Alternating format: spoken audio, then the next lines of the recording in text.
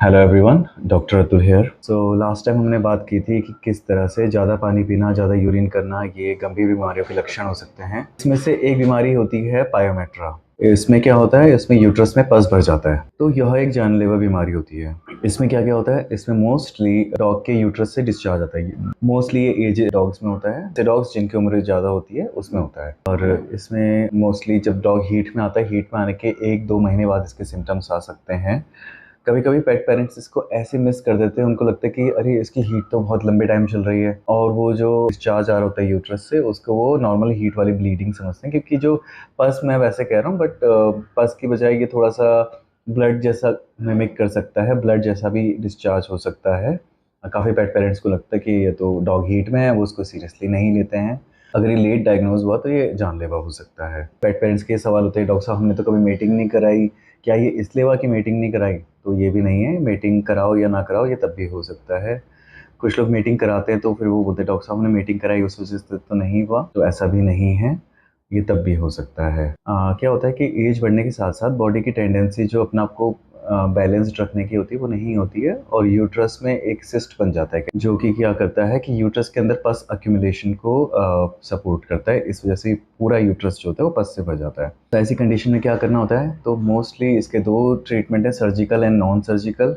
But ideal treatment surgical ही होता है। नॉन सर्जिकल ट्रीटमेंट रिस्की हो सकता है। तो जब भी पायोमेट्रा का डायग्नोज हो तो तुरंत सर्जरी जितनी जल्दी करो उतना अच्छा होता है। अब काफ़ी लोग ऐसे होंगे, बोलेंगे हमने तो सर्जरी नहीं कराई, हमारा तो डॉग ठीक है। तो ऑब्वियसली जैसे मैंने कहा कि ऐसा नहीं है कि सर्जरी नहीं करेंगे तो डॉग ठीक नहीं होगा, ऐसा नहीं है। बट अगर हम रिस्क और बेनिफिट की बात करें तो सर्जरी ना कराने का रिस्क ज़्यादा होता है, सर्जरी कराने का रिस्क कम होता है, डिपेंडिंग अपॉन कि आपके डॉक्टर कितना एक्सपीरियंस्ड है। और एनेस्थेटिस्ट, हमेशा एक अच्छा एनेस्थेटिस्ट होना चाहिए। एंड सर्जरी का भी रिस्क होता है कि नॉर्मल सर्जरी की तरह नहीं है कि बिल्कुल रिस्क नहीं है, मतलब नाम मात्र का रिस्क है, थोड़ा सा रिस्क रहता है। इवन हर एक एनेस्थेटिक प्रोसीजर में नाम मात्र का रिस्क मानते ही मानते हैं। इस बीमारी के लक्षण में सिर्फ ऐसा नहीं कि यूट्रस से डिस्चार्ज आएगा, कभी कभी क्या होता है कि यूट्रस की ओपनिंग नहीं खुली रहती है, और इस वजह से जो भी यूट्रस के अंदर का कंटेंट है वो यूट्रस के अंदर ही रहता है, तो पस वगैरह आता ही नहीं है, बट यूट्रस के अंदर पस भर रहा हो। तो ऐसे टाइम्स में आपकी सिम्टम्स ये हैं कि डॉग सुस्त हो सकता है खाना ना खाए। तीसरा लक्षण जो है वो इम्पोर्टेंट है, वो ये है पानी पीना पीते हैं, यूरिन बहुत ज़्यादा करते हैं। तो जब भी फीमेल डॉग है वो कभी भी बीमार पड़ता है जिसका यूट्रस नहीं निकाला हुआ है, तो उस पायोमेट्रा को हमेशा कंसीडर किया जाना चाहिए, कभी वो मिस नहीं होना चाहिए। बाकी एक और चीज़ है कि कुछ लोग डॉग्स में प्रेगनेंसी रोकने के लिए कुछ मेडिकेशंस देते हैं, या हीट में ना आए उसके लिए मेडिकेशंस देते हैं। इन मेडिकेशंस के साइड इफ़ेक्ट के तौर पे भी पायोमेट्रा होने के चांसेस बहुत बढ़ जाते हैं। और बायोमेट्रा को प्रिवेंट करने के लिए क्या कर सकते हैं, तो उसके लिए बेस्ट होता है कि बचपन में ही स्प्रे कर लेना चाहिए डॉग का।